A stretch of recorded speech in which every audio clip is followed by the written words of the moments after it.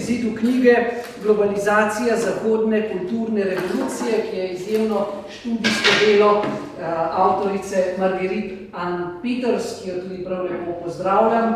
Pred nekaj urami je priletela iz Bruslja v Ljubljano in izreka prijazno dobrodošlico v Ljubljani. Dear Marguerite, welcome to Ljubljana. Thank you for being here.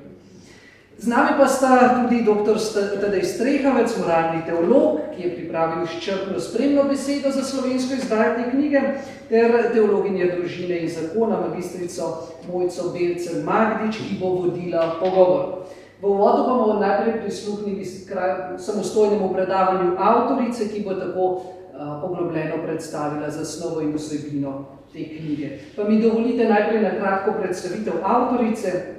Marguerite Ann Peters je doktorica političnih znanosti in direktorica Inštituta za dinamiko medkulturnega dialoga Dialogue Dynamics s sedežem v Bruslju, ki raziskuje ključne koncepte in operativne mehanizme globalizacije. V 90. letih 20. stoletja je drugo leto preživela v Ukrajini, kjer je spremljala osamosvajanje dežele in se tudi zaradi te izkušnje specializirala kot novinarka na področju dogajanja v Združenih narodih v obdobju po hladni vojni, o čemer bomo poslušali tudi nocoj. Več kot desetletje, zdaj lahko rečemo že skoraj 3 desetletja, preučuje etiko, ki je postala podlaga globalne agende za 21. stoletje. Še posebej se je osredotočila na analizo novega jezika, ki jo ta agenda uporablja in izraža. Napisala je več 100 poročil o teh razvojih in izzivih, ki jih postavlja globalno upravljanje. No, ta knjiga, ki jo predstavljamo nocoj, je njen prvi prevod v slovenski jezik, tudi morda najbolj splošen. Pripravila je zatem še nekaj drugih, bolj specifičnih tem. Jo pa povabim sedaj k besedi, da bo sama predstavila vsebino te knjige. So, dear Marguerite, I invite you for your presentation. Thank you.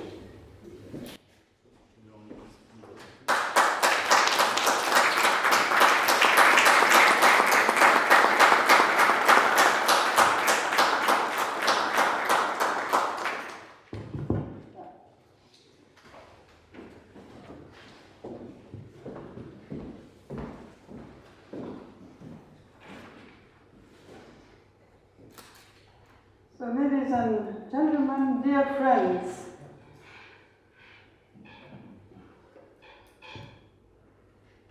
I greet you all very warmly, and I'm very grateful to Družina, to your director, Tony Rudy, for your invitation to address myself to you tonight.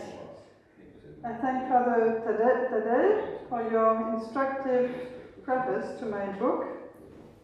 And it is a joy for me to present to you the Slovenian edition of my book, The Globalization of the Western Cultural Revolution, and to visit your country, your beautiful country, for the first time. To start on a personal note, I am not the first member of my family to go, so to speak, on a mission to your country. After the second siege of Vienna by the Ottomans in 1683, one of my direct ancestors, Johannes Peters, a painter, was attached to the Spanish contingent of the Habsburg army, and he traveled to the newly liberated territories and made sketches of the cities and castles of the region, including in the Balkans. For centuries, your great Slovene nation has stood at the frontier of a combat for Christendom. The Catholic faith has been the predominant force shaping your rich and complex identity. In the modern period, your faith confronted a series of challenges.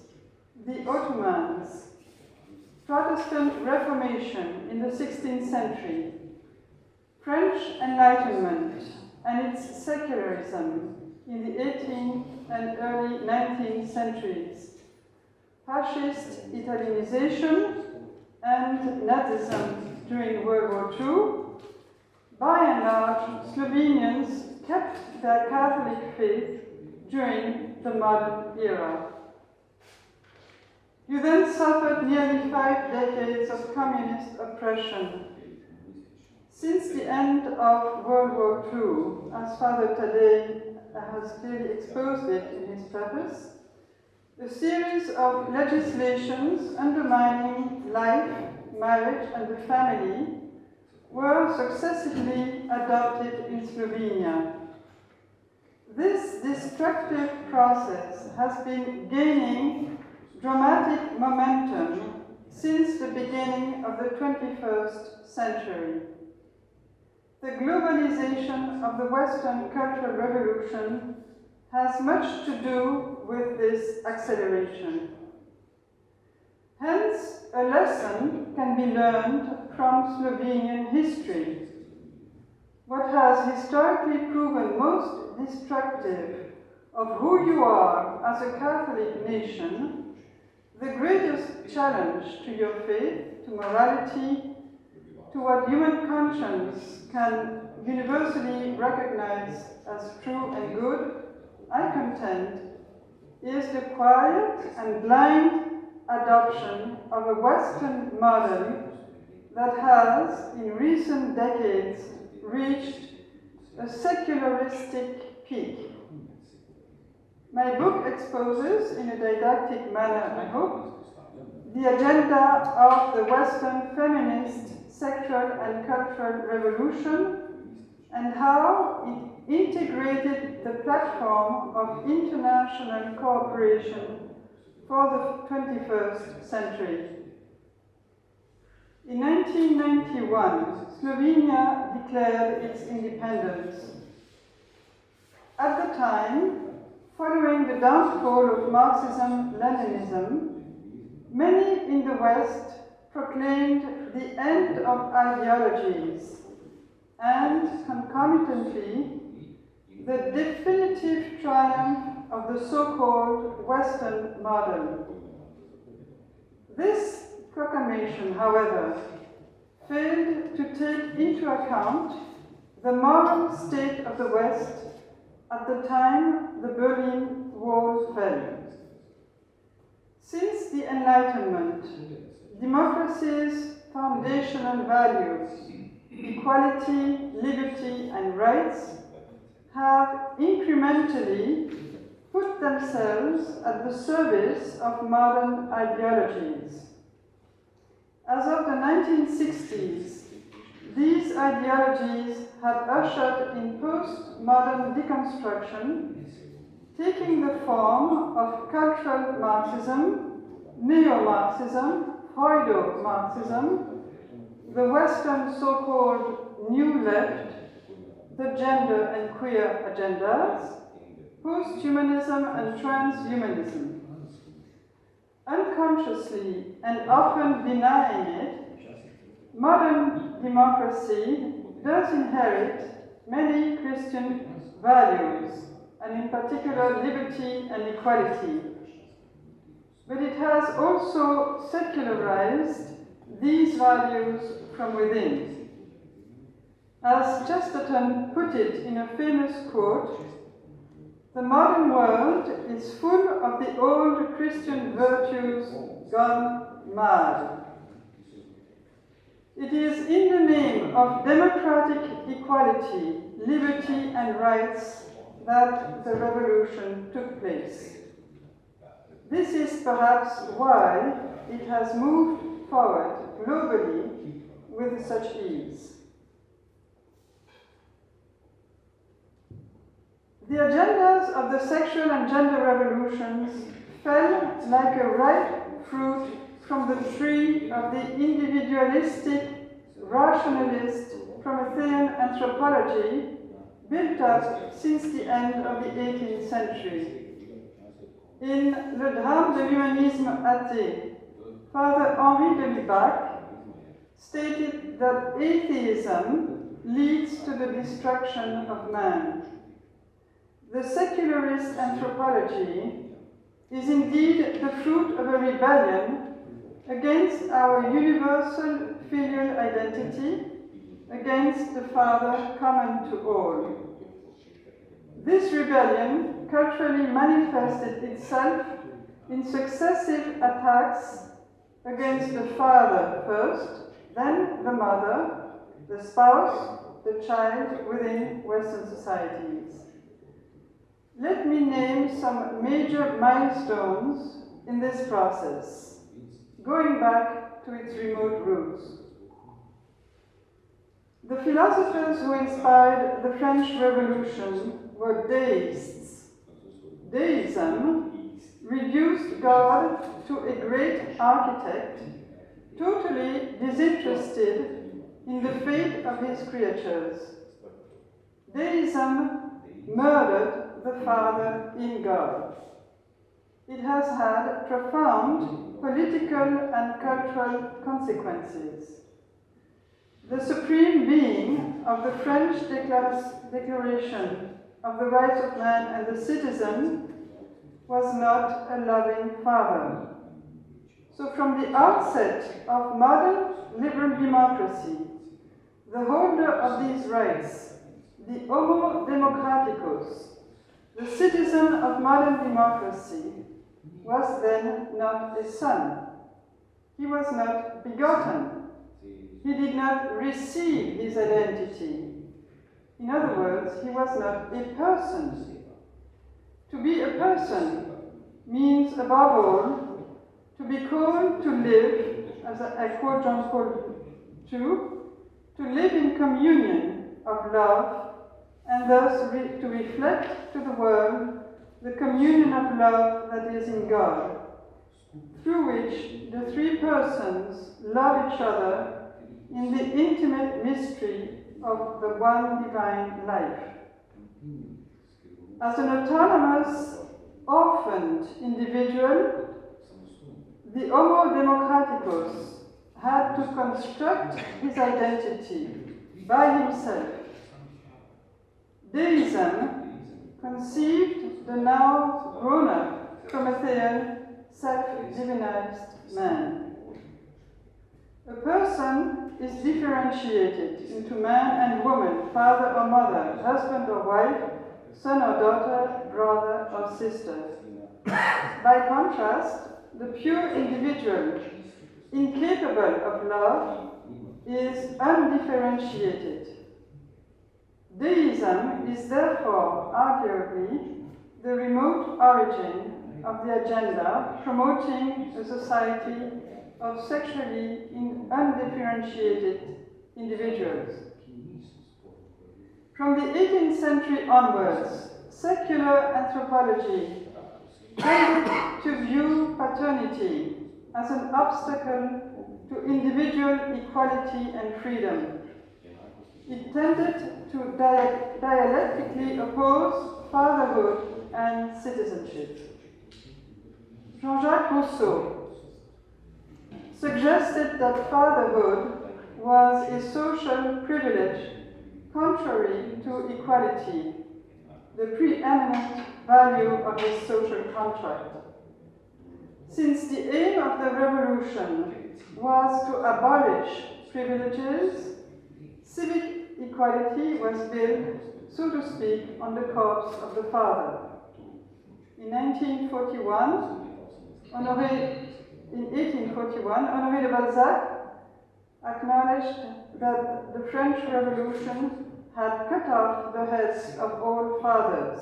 There are no more families today, only individuals, he declared in Mémoires de deux jeunes mariés. At the beginning of the 20th century, Sigmund Freud gave the father the coup de grâce.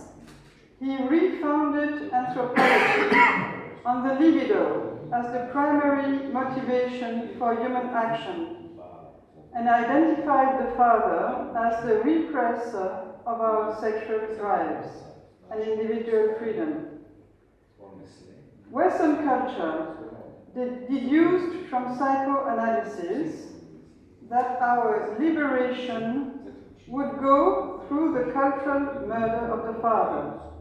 And this was, as you know, the dominant theme of May 68. Having first killed the father in the name of democratic equality, the West was now killing him in the name of democratic freedom. The dominant interpretation of freedom in Western democracies, especially in Europe, has been based on a rejection of authority, institutions, the moral conscience, God. Then came the cultural and political murder of the mother. Margaret Sanger, the founder of the Planned Parenthood International, undoubtedly one of the most influential personalities of the 20th century, wanted, in her own words, to liberate women from the slavery of reproduction. She fought all her life for the development of technical means to control female fertility. Women began to claim the right to free love, to freely dispose of their bodies to contraception, then to abortion, and finally, paradoxically, to children, in vitro fertilization, and then now surrogate motherhood. This process continues, evidenced by the dream of the artificial womb, which would enable human beings to no longer be born of a woman, of a mother. So in the name of freedom, equality, and above all, democratic rights, women have rebelled against their constitutive vocation to conceive and nurture life, to love and selfless self-giving. The 60s absolutized pleasure and made it a right. A few years after the contraceptive pill invented by Dr. Pincus came onto the American market in 1960, the youth revolt, May 68, erupted.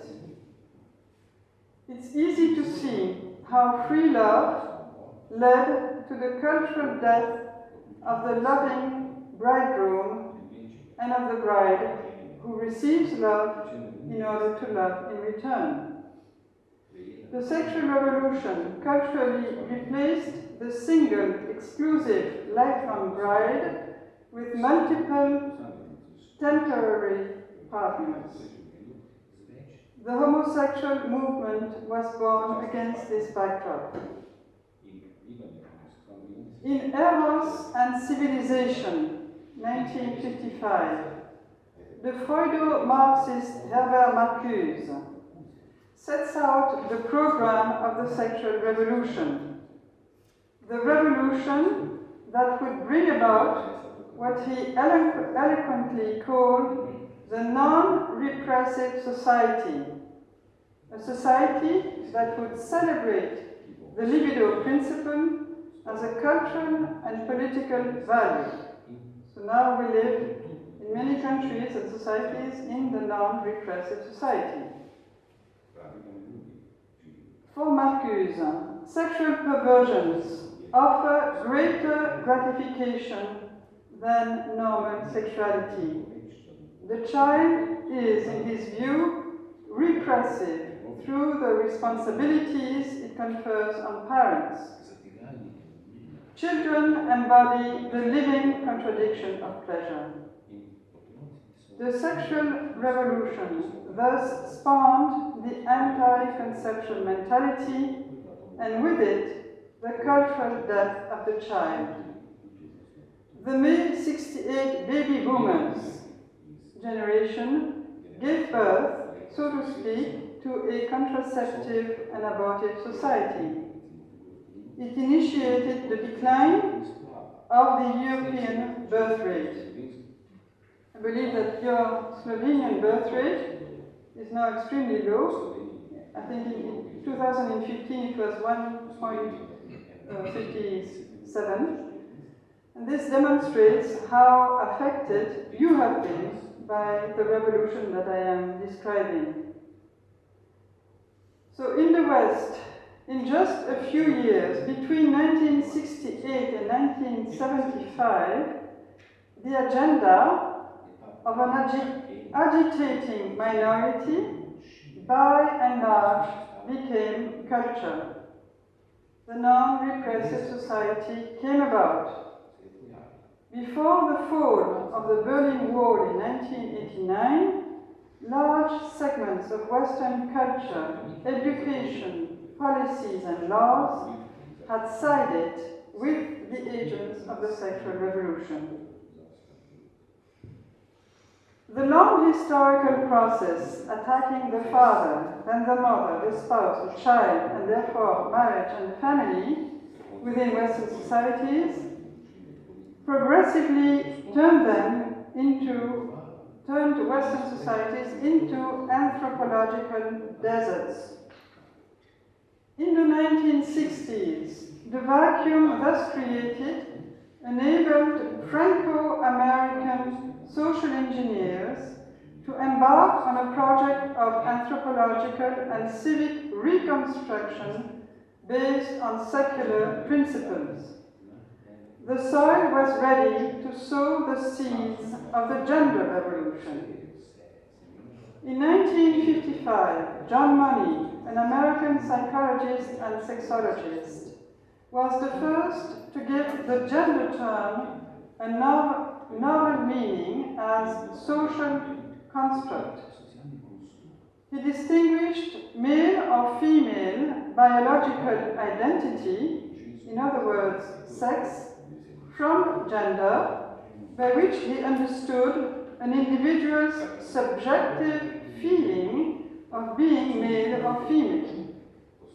According to Money, sex and gender do not necessarily coincide. He defined gender role as all those things that a person says or does to disclose himself or herself as man or woman. Money launched the revolutionary process that would make gender totally independent of biological sex and break the ontological unity of the person. From Money on, the idea that sexual identity corresponds to what we arbitrarily choose for ourselves through self-identification, self-assignment, and not to the identity corresponding to biological sex, has been gaining ground. 35 years after Money, Judith Butler, a world reference on the gender revolution and author of the bestseller Gender Trouble, declared, "Gender is neither the causal result of sex, nor is it apparently as fixed as sex. It is a constructed state, radically independent of sex, a free-floating artifice with a result that male and masculine can just as easily mean a female body as a male body, and female and feminine can just as easily mean a male body as a female body," end of quote. Butler asserted that sex and gender are not nouns but verbs. In other words, that the individual becomes what he or she chooses to say and do. Being male or female is not something we are, but it is something we do. We do it through performative language, as if we were God the Creator. Let me be queer, I declare myself to be queer, and therefore I am queer. Sex and gender, purely and simply, would not exist before discourse.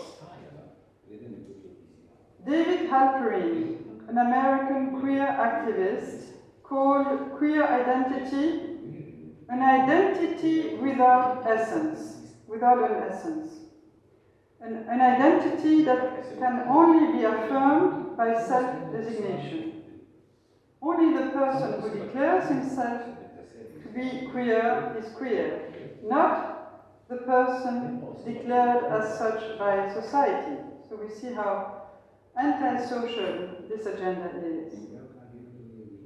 The process of self-designation implies a will to absolute sovereignty of the individual over their own identity.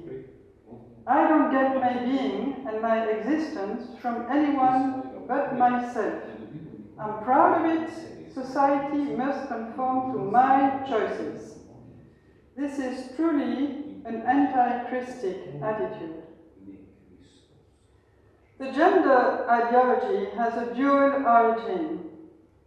Second-wave feminism on the one hand and homosexual on the other, with both these origins sharing a common deconstructionist anthropological perspective.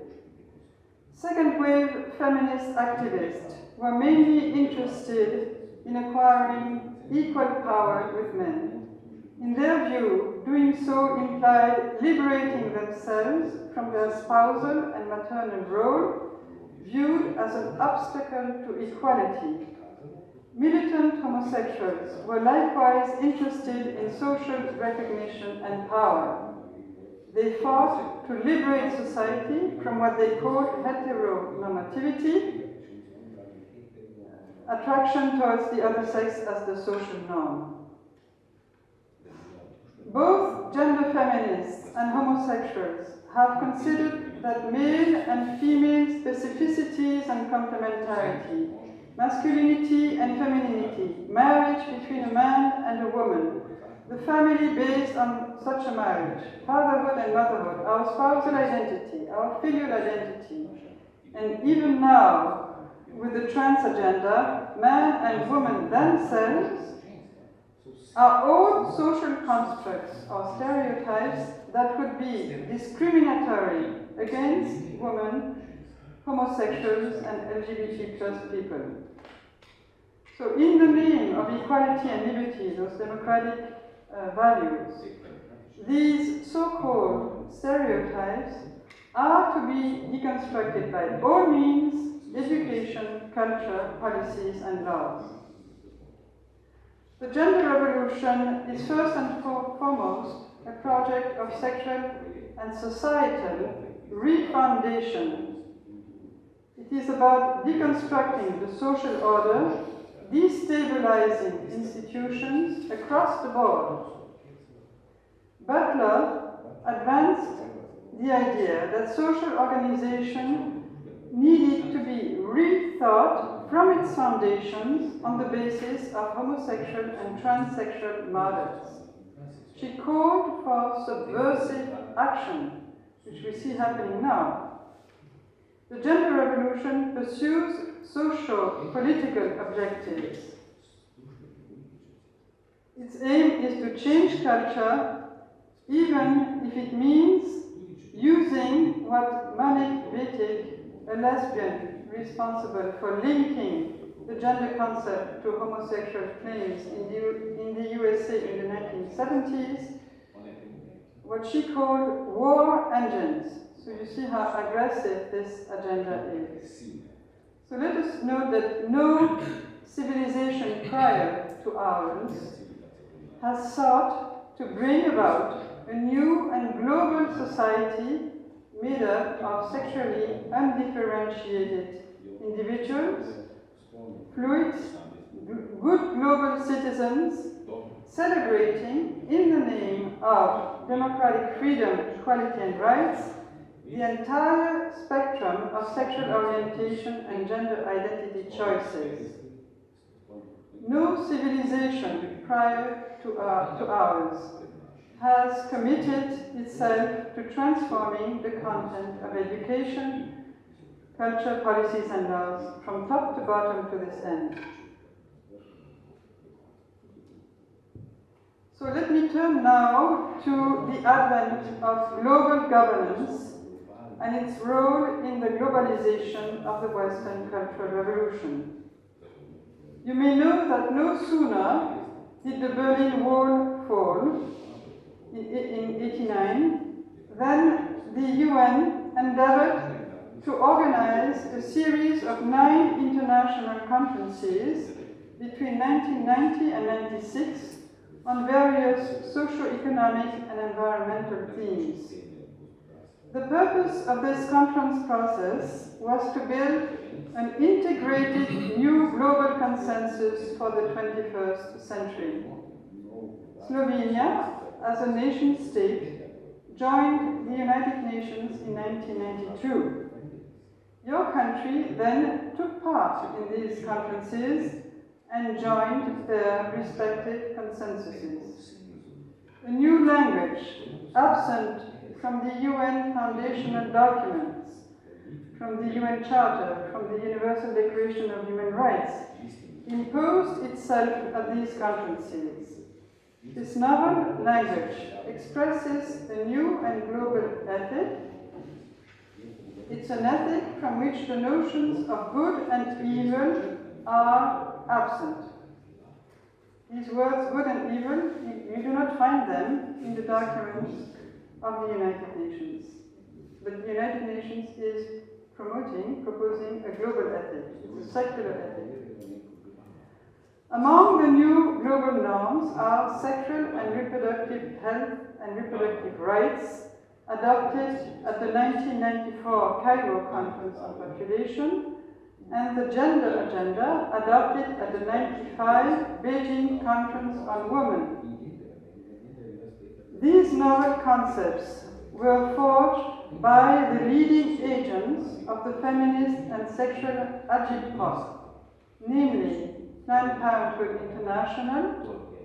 You remember that Margaret Sanger wanted to liberate the woman from the slavery of reproduction. She's the one who introduced this word reproduction, that's why reproductive health comes from her.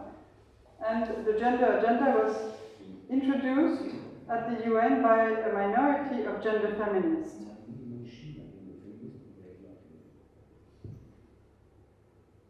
Reproductive health means, among other things, universal.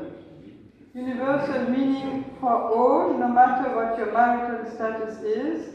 Universal access to the full range of contraceptive methods, to the morning after pill, to what the Cairo Conference called safe abortion, to what global governance means by sexuality education. Beijing adopted a strategy called gender mainstreaming. Gender mainstreaming concretely means the integration of the gender perspective at the heart of all institutions in all areas of social life, in laws, policies, education, culture, at all levels, in all countries. Reproductive health and gender equality have been effective cross-cutting priorities of global governance since the mid-1990s. They remain so in Agenda 2030 and the Sustainable Development Goals, which represent the current framework of international cooperation until 2030. So what is global governance? It is not a global government. The UN is by mandate an international intergovernmental organization. It is supposed to be governed by sovereign states. But as we now understand, the gender agenda, which all governments are pressured to implement, which quietly spreads within all societies, stems neither from UN member states nor from the will of the people they are supposed to represent at the UN.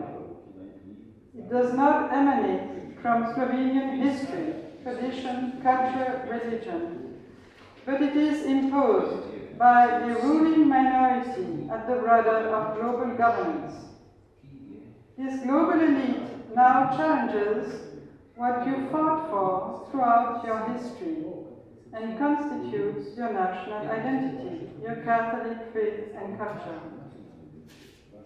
In the 1990s, UN member states adopted partnership between state and non-state actors as a principle to implement the conference's global goals.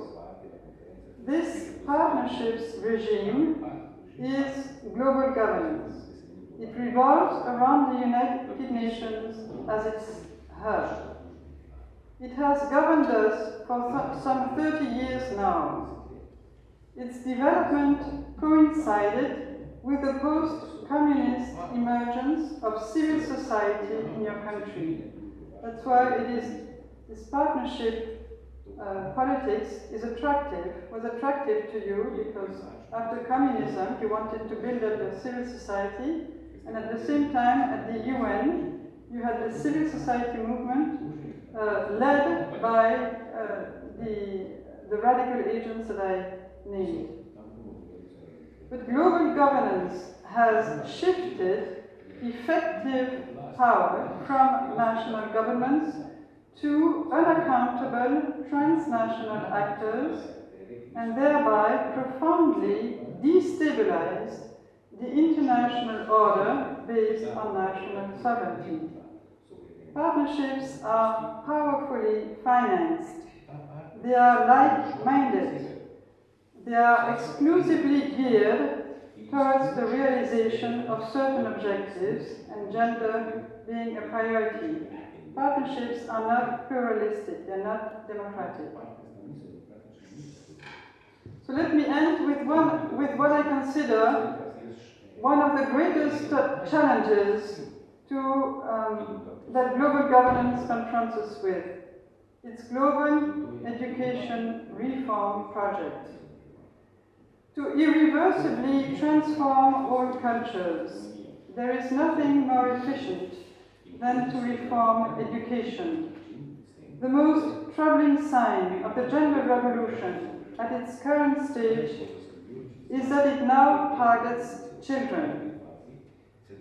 Sexuality education has been, since the 1960s, the educational branch of the Western sexual revolution.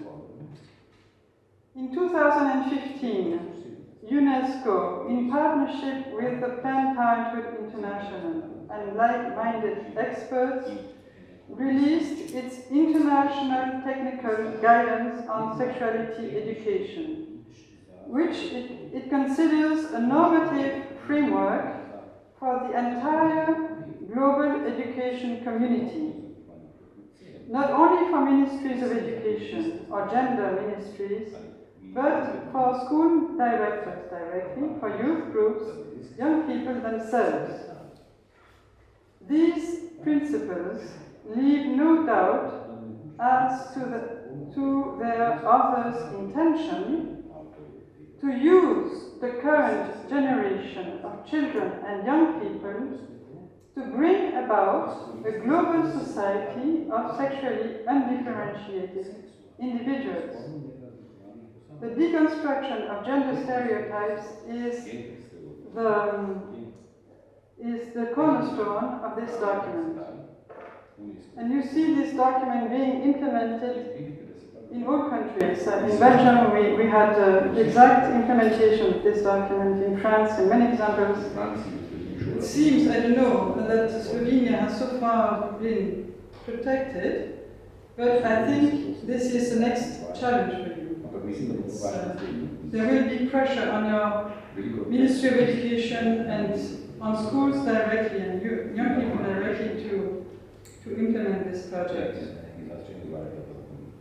So this document is promoting a new paradigm called comprehensive sexuality education. The qualifier comprehensive has been added to sexuality education to signify the inclusion, which is now a priority, of education from a gender perspective. Complete means holistic, totally inclusive, including the most perverse and controversial components, such as abortion, prevention of sexual diseases through condoms and modern contraception, masturbation, gender identity, sexual orientation, acceptance of the diversity of sexual lifestyles, destabilization of the family, marriage, and parenthood.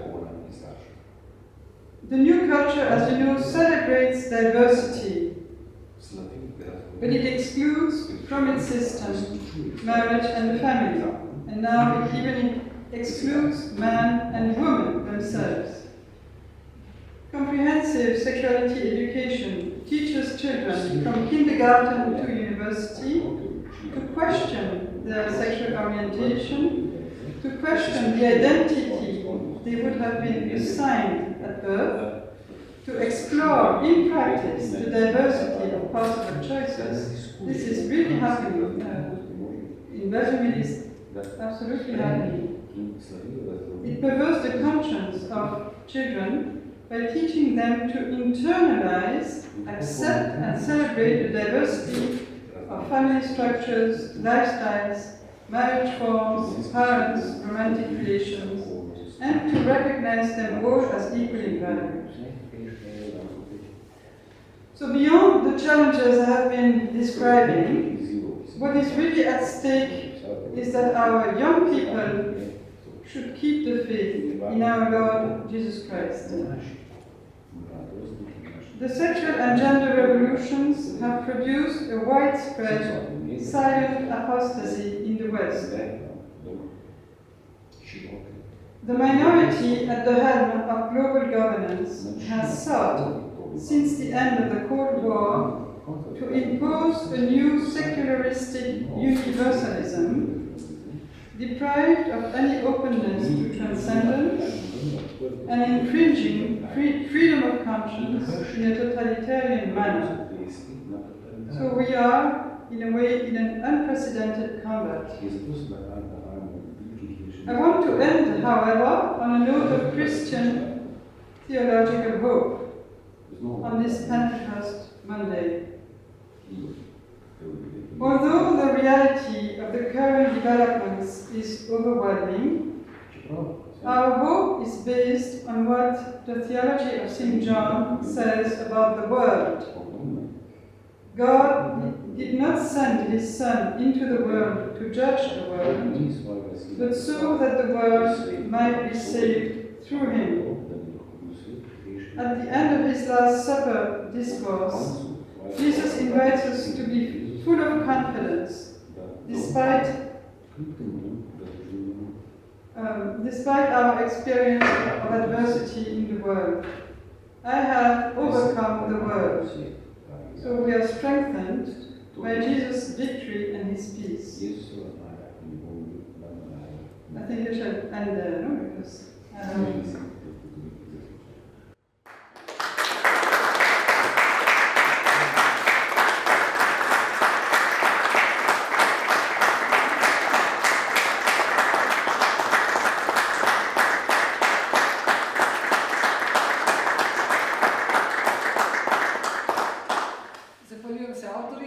Marguerite Peters, ki nas je lepo uvedla v temo, sedaj jo bomo pa še nekoliko poglobili oziroma pokazali na nekatere vidike obravnavane tematike, zato vabim, da se avtorici na odru pri omizju pridružita še gospa Mojca Belcen-Magdič, ki bo usmerila pogovor, in dr. Tadej Strehovec. Prosim.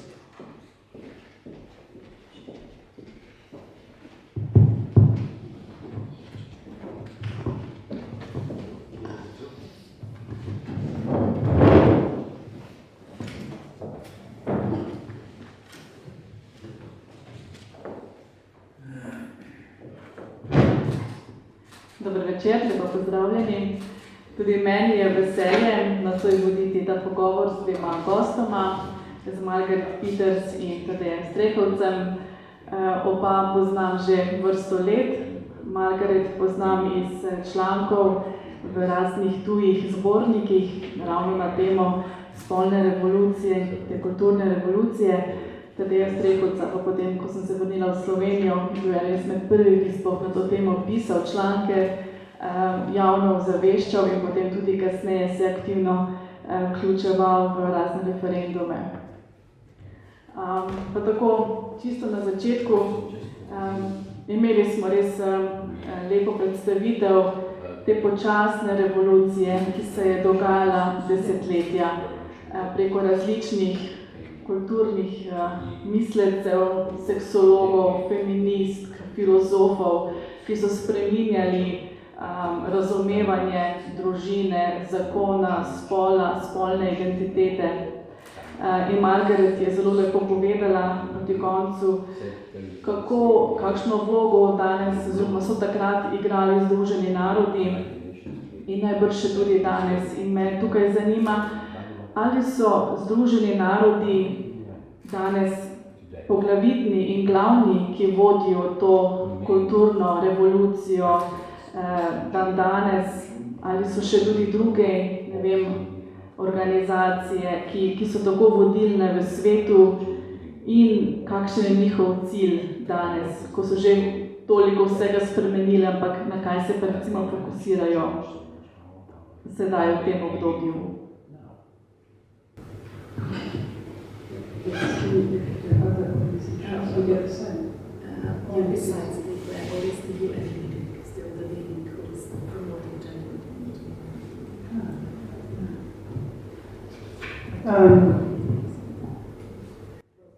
Yes, I think there is something, I spoke about this partnership regime. Yeah? In 1992, at the Rio Conference, there was a new politics and that was adopted. The UN member states subscribed to this new politics, and it seemed really important to understand that it's a political revolution because the agendas, the various agendas of these conferences, including the gender agenda, now was considered to be the mandate not only of the UN, but of all social actors, the education sector, the businesses, the women's movement, even farmers, everybody was supposed to implement the new global goals. Gender is the object of Sustainable Development Goal 5, but it is also, I suppose you know that the Sustainable Development Goals are 17 goals that were adopted and that represent the platform of international cooperation between 2015 and 2030. And so the UN is still leading in the sense that it has totally incorporated as a priority, as I've said, this gender agenda. But there has been a multiplication of partners in all countries and at all levels, down to the local level. To give you just one example, there's an umbrella organization of big cities, villages in the world. Many mayors of cities belong to this organization, and they have decided to make to give priority to this gender agenda in cities. So this agenda is penetrating through so many different avenues, and this is due to this partnership politics that was adopted in the 1990s. I don't know if this answers the question. Gospod Tadej Strehovec, kot sem omenila, vi ste sodelovali aktivno pri zadnjih referendumih v smislu, da bi se določene družinski zakonik in potem sprememba definicije zakonske zveze, da se ne bi spremenilo, da bi ostala zakonska zveza med moškim in žensko. Ampak kljub temu so nas 7 let kasneje izigrali in po drugi poti je prišlo do te redefinicije zakonske zveze. Ali imamo danes še sploh kako moč, ali naša beseda sploh velja, glede na to, da smo 3krat odgovorili oziroma volili ne, na to pa po drugi poti pridajo do svojega cilja, ali še sploh imamo kakšno moč in če ja, koga opolnomočiti. Najlepša hvala tudi za vabilo, obenem res najlepša hvala avtorici za to knjigo, prav tako tudi založbi Družina, zato da se je odločila za ta prevod. Glede, res je, v Sloveniji se že kar nekaj časa soočamo s to novo sekularno ideologijo, tako imenovano etiko. Jaz temu celo lahko pravim in pa še spravim, da gre dejansko za nekakšno pseudo-religijo, ker to ne gre za neko znanstveno ideologijo, ampak gre za dejansko nek miselni tok, ki dejansko zahteva ogromno neke vere. Če hočeš zanikati biološke danosti, če hočeš zanikati naravo in tako naprej, potrebuješ ogromno nekakšne pseudo-vere, sekularne vere. Zdaj, kot je bilo že rečeno, v Sloveniji se pravzaprav že leta 1991 naprej, po koncu komunizma, soočamo spet z neko novo obliko ideologije oziroma totalitarizma, v sicer dosti bolj prijazni obliki, demokratični obliki, v obliki, ki se odeva v besede, kot so sočutje, napredek, človekove pravice in podobno. V Sloveniji smo imeli leta 2001 referendum o tako imenovani oploditvi samskih žensk, ker je večina Slovencev udeležencev referenduma glasovala proti temu. Potem leta 2012 smo imeli referendum o družinskem zakoniku, kjer smo državljani zavrnili redefinicijo zakonske zveze. In potem leta 2015 še tretji referendum, kjer je več kot dve tretjini prebivalstva oziroma državljanov odgovorilo, da se ne strinjajo z spremembami se pravi zakona o zakonski zvezi in družinskih razmerij. Zdaj vprašanje je bilo, kaj se da narediti. Dejstvo je, da leta 2022 je Ustavno sodišče pravzaprav samovoljno spremenilo definicijo zakonske zveze in s tem pravzaprav ustvarilo podlago za izvajanje te ideologije spola, ki osebno razumem, da se bo izvajala primarno na izobraževalnih programih. Mogoče veste, v Sloveniji je Ministrstvo za izobraževanje napovedalo splošno reformo šolstva. In gotovo eden pomemben vidikov te reforme bo prav gotovo tudi vključitev vseh teh konceptov, o katerih je prej naša avtorica govorila. In seveda se tukaj postavlja vprašanje, kaj pravzaprav mi lahko naredimo. Jaz kot kristjan, oziroma mi kot kristjani, se moramo zavedati, da smo del ene dosti večje zgodbe. Jaz sem prepričan, da je vojna dobljena, se pravi Jezus Kristus je zmagal. So pa vmes te manjše bitke, kjer lahko včasih zmagaš, včasih pa mogoče tudi ne. Sam osebno menim, da je gotovo tukaj na prvem mestu, da se moramo mi kristjani dobro izobraziti. Jaz ne vem, koliko kristjanov bo čez 50 let, čez 100 let, čez 200 let, gotovo pa bodo to ljudje, ki bodo potomci tistih današnjih ljudi, ki bodo imeli smisel za vero, za življenje in pa za družino. In tudi, veste, znanstvene študije, jih je danes vedno več govorijo o tem, kakšen vpliv ima religija, kakšen vpliv imajo prav natalistične skupine na posredovanje potomcev in pa seveda na samo prihodnost določene družbe. Tako da z tega zornega kota sem jaz optimist. V Sloveniji verjetno vse družbene skupine ne bodo dolgoročno preživele. Recimo v Sloveniji ljudje, ki sledijo sekularni ateistični model življenja, imajo rodnost tam okoli 1,2–1,3. Medtem ko tisti ljudje, ki enkrat na mesec gredo k verskemu obredu, ki so naklonjeni življenju in družini, imajo pa rodnost tam od 2,5–3. Tako da pravzaprav biološko gledano, tukaj je pravzaprav ni nekih razlogov za veliko zaskrbljenost. Druga stvar, ki bi poudaril, so žrtve. Treba je vedeti, da ta ideologija je od zgoraj navzdol vsiljena ljudem in družbam. In tukaj dejstvo je, da je zelo težko rezistirati. In verjetno se to ideologijo da premagati preko besed tistih, ki bodo žrtve teh ideologij.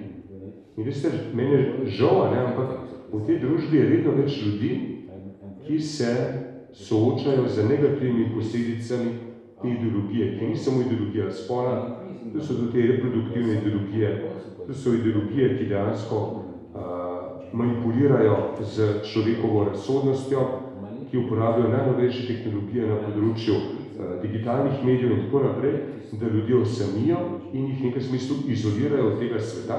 In seveda posledica tega so ljudje, ki so lahko tudi, kar se tega tiče, zmedeni, ko gre za lastno identiteto, za cilje v življenju in pa posledično vplivajo na prihodnost naše družbe. Zato sam menim, da je gotovo sledeči korak ta, da po 3 referendumih naredimo pripravimo priročnike, jezik za zaščito naših otrok in za izobrazbo naših staršev, ko gre za te ideologije. In jaz sem vesel, da bo zdaj v kratkem izšel en priročnik z naslovom Za otroke gre, ki bo primarno namenjen prav učiteljem in staršem. Podobno kot ta knjiga, ki je namenjena po besedah avtorice prav posebej vzgojiteljem, tako bo tudi ta knjiga Za otroke gre namenjena prav posebej staršem in pa učiteljem, da bodo prepoznali to ideologijo v šolah in da se bodo zoprstavili. Se pravi, treba je zaščititi otroke in opolnomočiti starše, da ne bo državna ideologija jim odrekala pravico, ustavno pravico do vzgoje njihovih otrok v skladu z njihovim idejnim prepričanjem oziroma verskim prepričanjem. Potem tretja stvar, ki bi rad poudaril, je ta, da ta ideologija je ekstremno uspešna. In mislim, da se je treba učiti o tem, kako integrirati naš jezikovni sistem v javne politike. In sam osebno moram priznati, ne glede na to, da se ne strinjam z zagovorniki te ideologije, ampak jih občudujem v tem smislu, kako so vrhunsko naštudirali jezik, kako so vrhunsko svoj jezik integrirali v javne politike. In mislim, da se moramo od tega učiti in da moramo opolnomočiti naše politike, oziroma tiste ljudi, ki želijo vstopiti v javni prostor in delati na področju zakonodaje.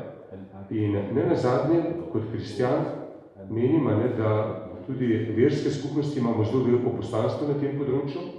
Pomembno je, da ukrepimo prenos vere iz starša na otroke in da pri tem razvijamo nov jezik, ki bo približal bogatstvo naše vere, bogatstvo biološke identitete moškega in ženske našim potomcem oziroma prihodnjim generacijam. Tako da bi na tej točki se zaključil, pa vračam besedo naši voditeljici.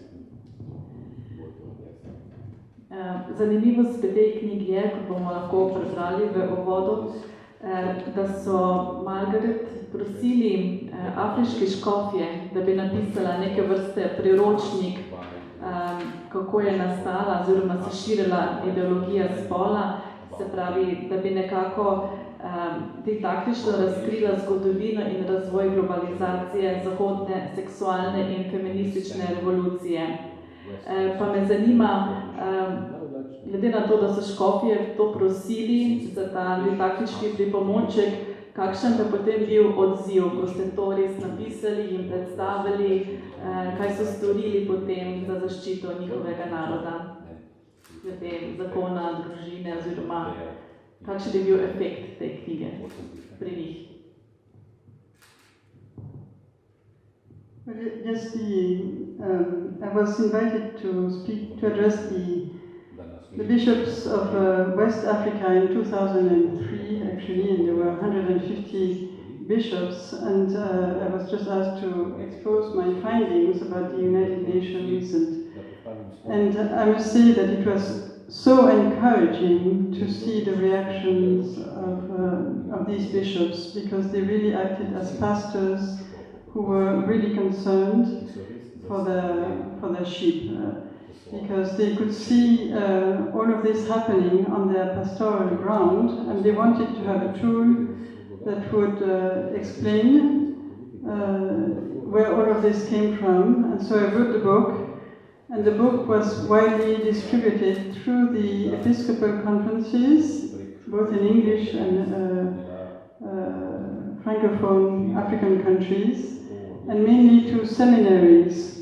And after the book was distributed to seminaries, I got a lot of requests from seminarians who wanted to do their thesis on this book, because I mean, by far, the region of the world where this book has been the most successful was Africa, where there, I think it really could render a service to them. Unfortunately, I must say that I've been about 30 times to Africa between 2003 and 2019, and I've seen a change in the lifestyles of the young people in cities. For decades, Africa has been resisting, but now I see that the African youth is unfortunately changing because it's attracted by this famous Western model that I was talking about.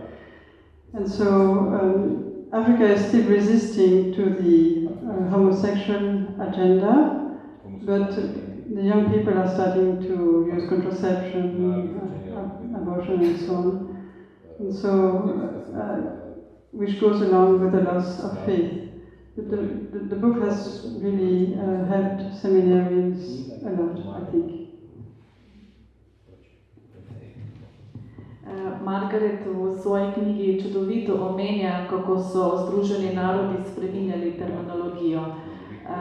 Določene besede, izraze so si na novo izmislili, spet drugem, recimo kot so termin zakon, družina, spol, pa dali nek nov pomen. Nekako s besedami preustvarili resničnost. Malo ste že omenili, da so v bistvu zelo uspešni v tem, pa morda kako to, da so tako zelo uspešni, da so preustvarili nekaj tako očitnega, kar je moški, ženska, da se da je sploh več pred nekom, ki je biološko moški, mu ne upamo več reči, da je moški ali pa ženska. Torej, ko sem pred kakšnimi 25 leti se soočil s to ideologijo spola, ko sem sam študiral v Belgiji, takrat sem se soočil z to novo terminologijo. In potem, ko sem si vzel čas, pa začel prebirati to vrstne knjige, sem prišel do avtorice, ki je bila prej tudi tukaj na zaslonu. To je Judith Butler, ena zelo pomembna teoretičarka te ideologije spola. In seveda sem si vzel čas in prebral njen življenjepis. Veste, ona ni filozofinja, ona ni neka sociologinja, ona ni neka biologinja, ki bi govorila o moški in ženski identiteti, ampak ona je po izobrazbi retoričarka, ona je profesorica retorike. In takrat pravzaprav sem postal bolj pozoren na jezik kot orodje, kot glavni motor te ideologije. Mi danes v slovenskem jeziku mogoče nismo pozorni na to razsežnost jezika, ki lahko ustvarja nove realnosti. In kar je danes predavateljica tudi omenila, govorimo o performativni moči jezika. Gre za to, da če tukaj vidim jaz en takšen objekt, kot je miza, si poiščem besedo, miza, s katero opisujem to realnost. Obstaja pa tudi drugačen pristop, da izumam neke nove besede, s katerimi ustvarjam nove družbene razmere in pa odnose. In tu govorimo o performativni moči jezika. In tako imamo recimo pri Judith Butler, pa pri vseh teh ideologih, te ideologije, imamo to izjemno globoko zavedanje moči jezika. Ali če hočete v katoliški teologiji, v krščanstvu, imamo v Janezovem evangeliju besede v prologu, v začetku je bila beseda in Bog je po besedi ustvaril svet. Vete, besede so izjemnega pomena. In tako ni nenavadno, da danes, ko imamo opravka s to ideologijo, se soočamo z besedami kot so človekove pravice, dostojanstvo, napredek, kot rečeno svoboda, sočutje, cel kup nekih besed, s katerimi zakrivajo pravo naravo te ideologije in anestezirajo naše male možgane, da si ne bi zastavili vprašanja, zakaj pa pravzaprav gre pri tej ideologiji. In pri tej ideologiji gre za to, da se deinstalira judovsko-krščanski vednostni sistem, da se deinstalira ali pa ponovno predrugače razumevanje zakonske zveze družine, moškega in ženskega spola, potem zvestobe, potem spolnosti in tako naprej. Se pravi, tukaj imamo opravka z jezikom, z sabotažo jezika. Zato je moje mnenje, da ko se soočamo s to ideologijo spola oziroma s to novo globalno sekularno etiko, da moramo biti zelo pozorni na ta maskirni jezik, ki ga ta ideologija uporablja, in da na to odgovorimo s pravim jezikom, ki opisuje pravo naravo stvari. Se pravi, če gre za spremembo spola, ne govorimo o pravici do spremembe spola, ampak govorimo o samopohabi, ne se bodi hormonska ali pa kirurški. Ko govorimo o eutanaziji, ne govorimo o eutanatos, kar pomeni dobra smrt, ampak govorimo o medicinski zastrupitvi bolnega in ostarelega. Ali pa recimo, ko govorimo o ločitvi, papež Frančišek v Amoris Laetitia uporablja beseda huda oblika nesreče. In dansko to je to. In se pravi, zelo pomembna stvar je, da uporabljamo eksakten jezik. In jaz osebno sem prepričan, oziroma lahko se ogromno naučimo od zagovornikov ideologije spola, o tem, kako je jezik pomemben in kako moramo mi uporabljati pravi jezik, če hočemo promovirati našo vero, naše vrednote prihodnje generacije. Gospa Margaret, v vaši knjigi omenjate, da je ta novi svetovni red zgrajen na živem pesku, se pravi, se človek nekako, ko pride do njega, se useseda v njega in se dobesedno utaplja. Kje vidite, da smo že nekako utopljeni oziroma vidite, da so že prehude žrtve te ideologije?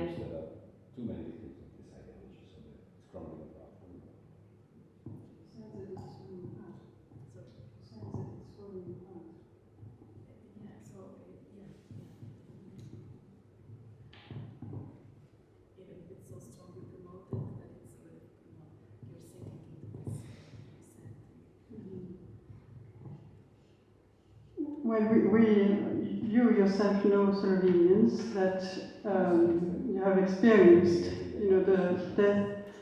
the downfall of one ideology after the next in your own national history, and you know that anything that is not founded on the truth ends up falling apart. And it is true, there's a contrast, because on the one hand, these ideologies are doing a lot of evil and a lot of damage everywhere in the world, but we know that what they're promoting is not going to lead to anything, it's not going to build anything.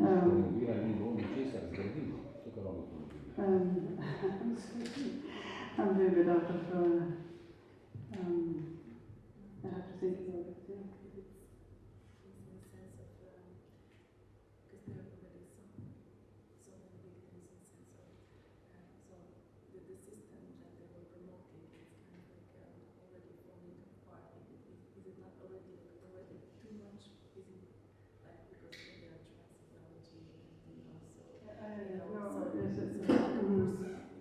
Well, what I see, my feeling is that there is an ever greater intensification of the combat. So I think the agenda is becoming ever more evil, because it's true now with the trans agenda, this mutilation of young people and irreversible and causing profound damage. People will not, there are already a lot of reactions against this, even from the homosexual community, reacting against the trans agenda. So there is an internal division, which is a sign that it's of a downfall. But on the other hand, the evil movement keeps on moving forward. So I think what we're seeing is both the downfall of this system, but at the same time it keeps on going forward. So I think there's an intensification of the combat.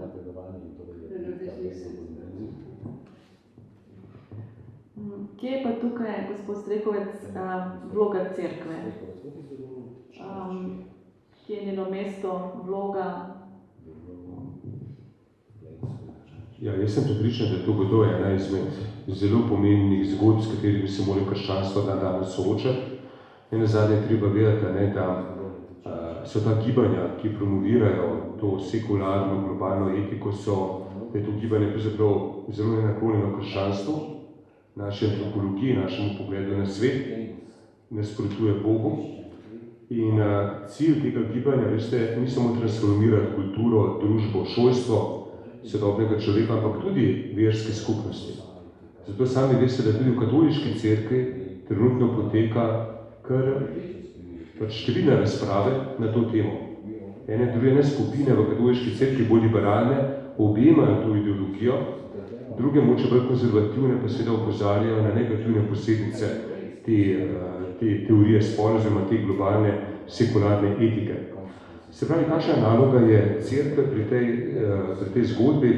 Gotovo je tukaj zelo pomembna stvar, da pokaže na resnico, da se vrne k svojim izvorom in da razkriva, se pravi, človekovo dostojanstvo kot del Božjega načrta, da je moška in ženska spolna identiteta Božji dar in pa da to naše bogatstvo, naše vere prevede v nov jezik, ki ga sodobni človek razume in da s tem novim jezikom stopa v bolje vidnosti in slišnosti. Jaz osebno menim, da je izjemnega pomena to, da postanemo kristjani ponovno vidni v tem svetu. Včasih slišimo, da je danes sekularizacija zelo močna in da je to nek pojav sodobne družbe, kjer se kristjane izrinja iz javnosti. Jaz mislim drugače, mislim, da se mi kristjani preveč umikamo stran iz te družbe in da se moramo na tej verbalni jezikovni ravni ukrepiti, naš jezik posodobiti in imeti ta pogum in javno govoriti o teh stvarih. Ker samo tako bomo lahko prenesli naše vrednostno izročilo na prihodne generacije oziroma ustvarjali svet, kjer bo teh žrtev, te ideologije čim manj. Potem še to bi omenil, se pravi pri tem, kaj pravzaprav cerkev lahko naredi. Jaz sem zelo vesel, da smo danes lahko tukaj v organizaciji naše katoliške založbe Družina, smo tukaj na Katoliškem inštitutu. Mislim, da je to prava smer. Se pravi, da začnemo sistematično prevajati, pa tudi izdajati knjige, besedila, v tiskani obliki organizirati dogodke, jih predvajati tudi v digitalnem svetu, ker kajti samo tako bomo lahko slišni in bomo lahko naš vrednostni sistem tudi prenesli na družbo, v kateri živimo in pa na prihodne generacije. In tretja stvar kot katoličani pa menimo, oziroma vloga verske skupnosti pa je, da okrepimo naše katoliške starše, da bodo v tem svetu, v katerem živimo, se zavedali svojih ustavnih pravic. Glede, v naši ustavi piše, da imajo starši pravico do vzgoje svojih otrok v skladu z lastnim verskim in moralnim prepričanjem. In tukaj je treba pravno opolnomočiti naše ljudi. Ker, kot je rekla že avtorica, naša gostja, eden od sledečih korakov je integracija te ideologije v učne načrte. Samo povem, kaj se je zgodilo v Veliki Britaniji, mislim, da 3-4 leta nazaj, je šola, osnovna šola v Londonu obvestila starše, da bodo s 1. septembrom začeli izvajati celostno spolno vzgojo. To pomeni vse to, o čemer je danes govora. In ko je bil prvi dan šole, ni bilo skoraj nobenega otroka v šoli.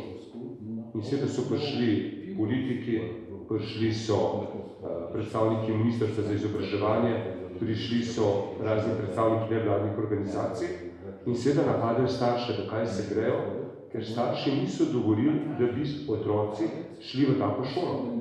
In potem mislim, da je minil 1 teden, 2 tedna, ko je morala šola kapitulirati. Starši so rekli, ta ideologija spola, ta napredna spolna vzgoja, to je spolna zloraba naših otrok, to je škoduje razvoju naših otrok in dokler ne bo se šola odpovedala tej ideologiji, toliko časa preprosto mi otrok ne bomo tja pošiljali. In danes je morala šola in država je morala popustiti, ker so se sklicevali na ustavo, na zakonodajo, na človekove pravice in so uspeli. Treba je samo vedeti še eno stvar, da večina teh otrok in staršev je bila hindujske oziroma islamske vere. Se pravi, tukaj je pomembna stvar, da tudi mi kot katoličani, kot kristjani, da se opolnomočimo naših pravic, ki jih imamo v sodobni državi in drugič, da smo pri tem odločni in da te pravice tudi v javnosti branimo. Zato osebno menimo, da je treba vsem tem na poseben način formirati tudi naše pravnike, odvetnike, sodnike, ker kajti od tega je pravzaprav tudi odvisno, kako bomo naše temeljne človekove pravice nas kristjanov branili v tej sodobni sekularni družbi. Glede na to, kar je gospod gospod Strehovec povedal, bi se tudi vi s tem strinjali, še kaj k temu dodali, kako vi vidite prihodnost oziroma kaj bi mogli starši ali pa katoliški starši storiti za omejitev te ideologije.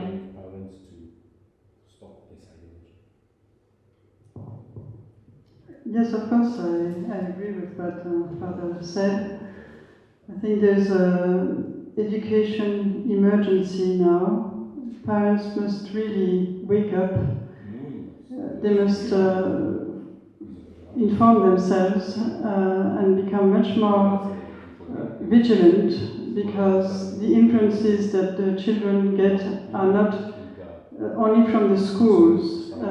As I have said in my presentation, the strategy of UNESCO is not only to target ministries of education, but they have ways, and this is the genius, the evil genius of this partnership system, is to go directly to youth groups, to meet the young people where they are. So the young people are confronted with this propaganda, not only in school, but in in their leisure activities, even sometimes the scouts, the Boy Scouts, and the more liberal movements, the scout movements, they have integrated this, and the messages come from all over the place. So the parents need to be very vigilant, and I really believe that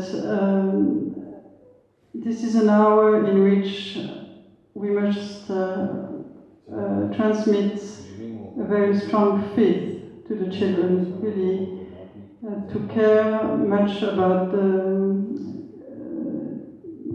transmission of faith to our children, to watch over their growth in the Christian life, because that's the only it's the only way they will be able to resist. It's through a very strong faith.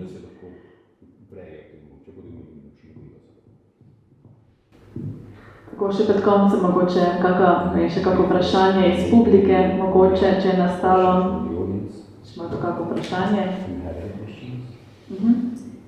Slišali smo, kdo bi lahko bil v ozadju teh gibanj tega, ampak če bi si kot en dober detektiv zastavil vprašanje, komu priti, komu je to qui bono? V prid? Ja, kdo od tega, komu je to v korist? Ja, pa priti. Mislim, želela podobno vprašati, kakšen je dejansko scenarij te destrukcije, kakšen je končni cilj? Mogoče se zdi, da je načeloma dobro, torej enakost, recimo vsi smo enaki, ampak mislim, da je tam zdaj neka slaba.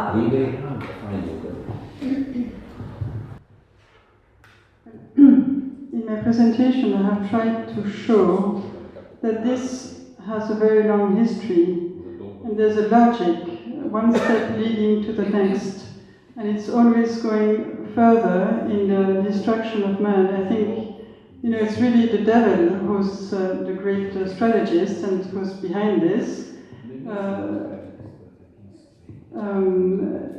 There are plenty of partners of this agenda now, but it correlates with the loss of faith, because if you have lost the faith, then you're much more vulnerable to the cultural movements, and you easily become a partner in this, because you want to belong to society as it is now, and there is no who gains from this is not a question that they ask themselves. They're not searching for what is good, for happiness. They're just searching for self-empowerment, in fact, to liberate themselves from all the norms that were established by our Creator. Se pravi, komu to koristi oziroma kakšni so končni cilji te ideologije, tako jaz razumem vaše vprašanje. Glede, kar sem osebno te stvari študiral, pa tudi, če ima tudi avtorica, piše, dejansko gre za to, da imamo mi danes opravka z novo verzijo marksizma. Veste, če je bil marksizem, oziroma če klasičen marksizem, ideologija, miselni sistem, ki razlaga človeško zgodovino z vsemi vojnami in krivicami kot spopad med dvema razredoma, delostvom in pa kapitalom oziroma meščanstvom, po letu 1989 prehajamo v novo paradigmo, kjer je govora o tem, da v bistvu vso človeško zgodovino, vse konflikte lahko razložimo na ravni konflikta med moškim in ženskim spolom.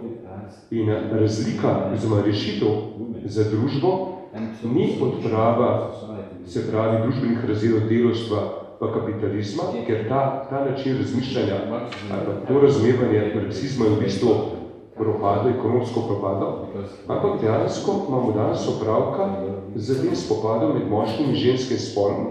In nova revolucija, ki je treba izvesti, je, da se destabilizira pojem moškega in ženskega spola in da se ustvari nova, poliamorozna družba, kjer moški in ženski spol nista biološki danosti, ampak dejansko lahko človek prosto prehaja iz moške v žensko identiteto in nazaj, potem v neke nove spolne identitete, neke nove spolne usmerjenosti, država ima dolžnost to priznavati.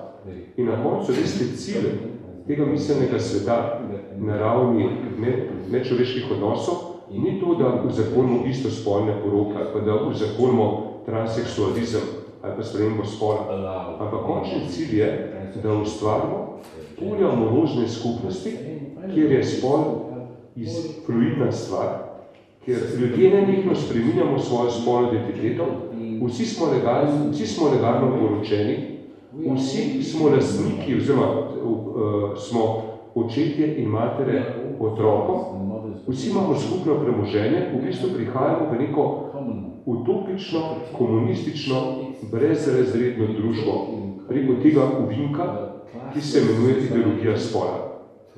Zdaj, komu to koristi?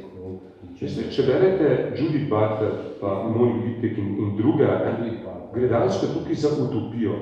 Ampak to je pravzaprav za prepričanje, da če bomo ustvarjali tako družbo, ne bo več neenakosti med bogatimi in revnimi, ne bo več nasilja v družbi, ne bo več vojn. Ker kajti njihova teza je, da kjer obstajata moški pa ženski spol, tam imamo tradicionalno družino, kjer moški izkorišča žensko in do nje nasilja in se otroci učijo nasilja, ki ga potem realizirajo na družbeni ravni. V teh novih poliamoroznih skupnostih pa pravzaprav teh napetosti ne bo več. Potem nadalje prepričani so, da za to poliamorozno družbo, da bo prišlo do drastičnega zmanjšanja rodnosti. In to je njihov cilj, da zmanjšajo število svetovnega prebivalstva iz 7 milijard na mogoče na 200 milijonov.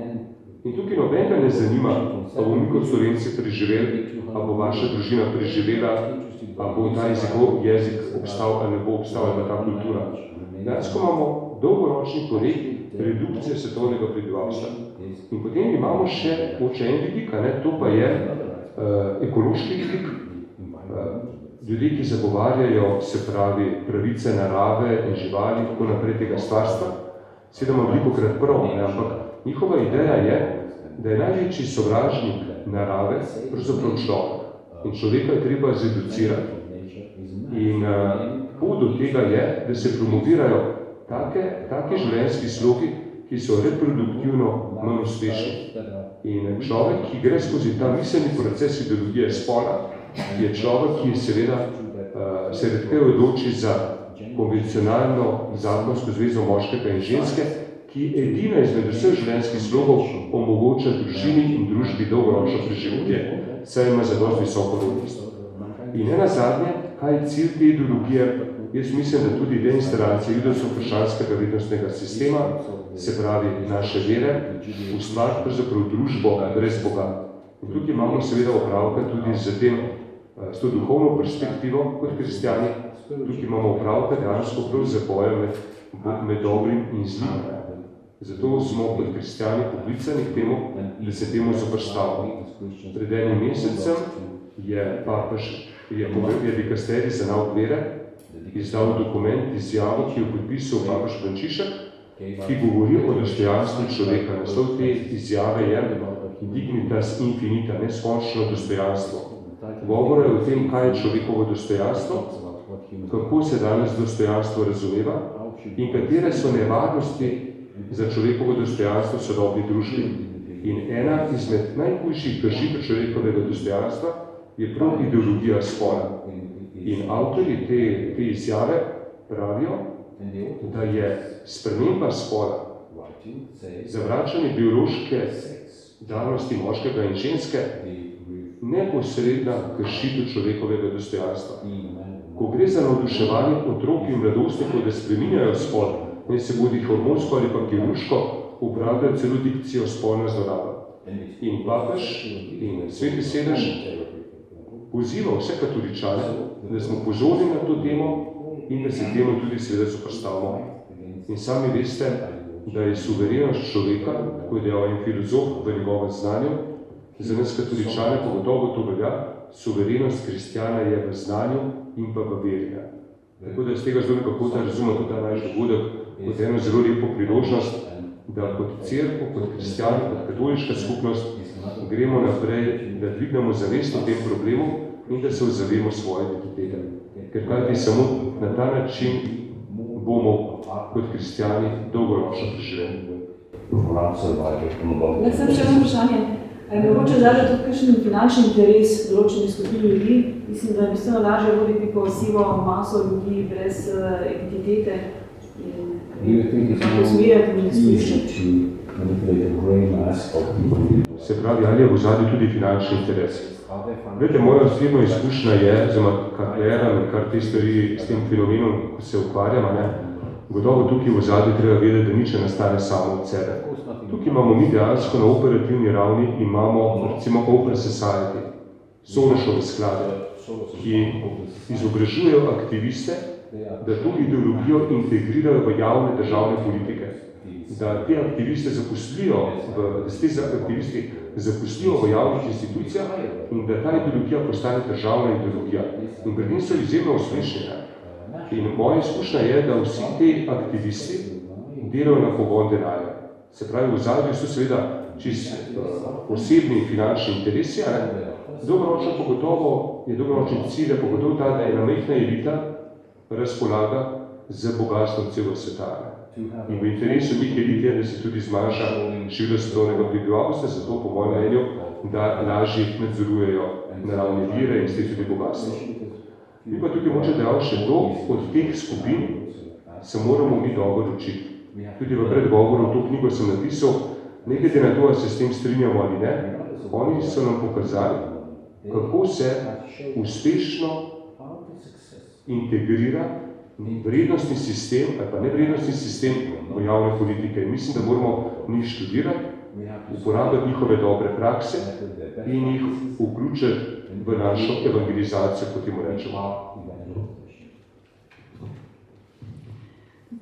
Draga gospa Margaret Peters in dr. Tadej Strehovec, najlepša hvala obema za vse pojasnitve.